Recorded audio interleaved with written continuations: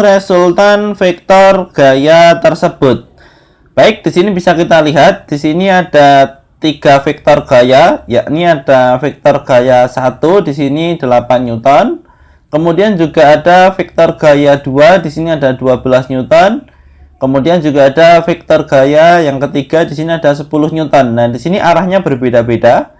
Baik, di sini kita akan mencari resultan dari ketiga vektor ini. Nah, jadi di sini caranya yang akan kita gunakan, ini kita harus mencari dulu komponen-komponen vektor ini terhadap sumbu X dan sumbu Y.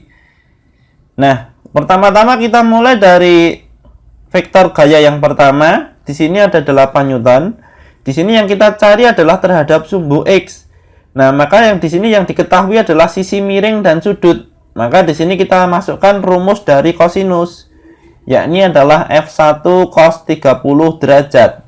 Nah, di sini kita masukkan angkanya. F1 itu ada 8 dikalikan dengan cos 30 itu ada setengah akar 3.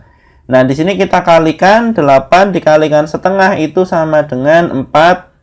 Kemudian di sini akar 3-nya ikut, jadi menjadi 4 akar 3. Nah, ini untuk yang pertama terhadap sumbu X. Nah, berikutnya terhadap sumbu Y. Nah, di sini yang akan kita gunakan sudutnya juga sama, yakni adalah 30 derajat. Karena di sini saling berseberangan. Jadi di sini saling berseberangan. Kemudian di sini yang diketahui ini adalah sisi miring dan sudut. Nah, maka di sini akan kita masukkan aturan sinus. Jadi di sini F1 sin 30.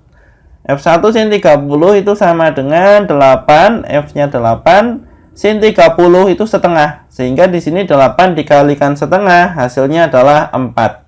Nah, ini untuk F1. Sekarang kita masuk ke F2. Nah, untuk F2 di sini karena arahnya adalah ke bawah, maka di sini X-nya 0. Karena di sini arahnya ini tidak ke kanan ataupun tidak ke kiri, ini hanya ke bawah. Sehingga di sini X-nya 0.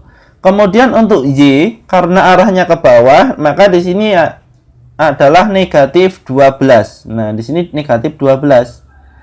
Nah, ini untuk yang kedua.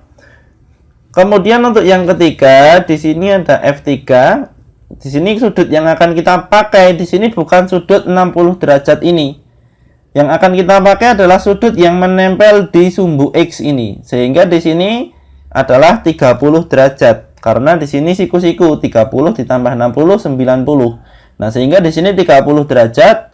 Pertama-tama kita masukkan rumusnya. Rumusnya sama dengan F1 yang di atas, yakni adalah F3 itu sama dengan F3 cos 30. Nah, di sini ada negatif karena di sini arahnya adalah ke kiri. Jadi di sini X-nya adalah negatif. Nah, maka di sini nanti hasilnya di sini adalah dikalikan dengan negatif. Nah, maka di sini berarti menjadi negatif 10 cos 30 derajat itu adalah setengah akar 3.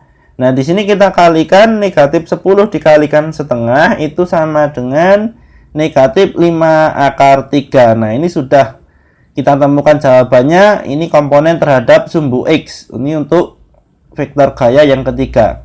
Sekarang terhadap sumbu Y. Nah, ini juga sama karena di sini 30, maka di sini juga 30 karena di sini berseberangan. Nah, berarti untuk vektor Y, vektor F3 terhadap Y, maka di sini F3 sin 30 derajat. Nah, ini juga kita pakai negatif karena di sini arahnya ini adalah ke bawah dan ke kiri. Sehingga di sini untuk X ini negatif, kita tambahkan negatif. Kemudian untuk Y di sini juga tambahkan negatif. Sehingga menjadi negatif F3 sin 30. Kita masukkan angkanya di sini berarti menjadi negatif F3. F3 ini ada 10 Newton, 10 dikalikan dengan sin 30. Sin 30 itu setengah. Maka di sini menjadi negatif 5. Nah, setelah komponen-komponen X dan Y ini untuk F1, F2, F3 sudah kita temukan, maka di sini akan kita jumlahkan. Jadi di sini tandanya adalah sigma atau jumlah, berarti di sini 4 per akar 3 ditambah 0 ditambah negatif 5 akar 3. Nah, maka di sini menjadi 4 dikurangi 5, maka menjadi negatif 1. Berarti di sini menjadi negatif 1 akar 3. Ini satunya tidak kita tulis, berarti menjadi negatif akar 3. Nah, kemudian untuk sigma terhadap sumbu Y, komponen Y, ini berarti 4 ditambah negatif 12 ditambah negatif 15. Maka di sini menjadi 4 negatif 12 negatif 5. Mohon maaf, ini tadi 5, salah penyebutan.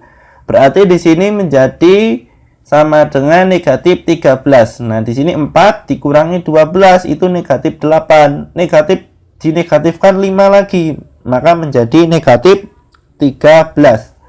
Nah, dari sini kita akan mencari resultannya. Kita masukkan rumusnya, resultan sama dengan sigma Fx kuadrat ditambah sigma Fy kuadrat, ini di akar. Nah, berarti di sini kita masukkan angkanya, berarti di sini ada negatif akar 3 kuadrat ditambah dengan negatif 13 kuadrat, ini dalam bentuk akar. Nah, maka di sini menjadi akar 3, negatif akar 3 dikalikan negatif akar 3 itu sama dengan 3. Kemudian negatif 13 dikalikan negatif 13 itu sama dengan 169. Nah, maka di sini kita jumlahkan, berarti menjadi akar dari 172. Nah, dari sini kita sederhanakan, akar dari 172 itu bisa dibagi 4. Maka di sini menjadi akar 4 dikalikan akar 43. Ini apabila kita kalikan, maka hasilnya adalah akar 172. Nah, kemudian di sini akar 4 itu sama dengan 2. Sehingga di sini hasilnya menjadi 2 akar 43.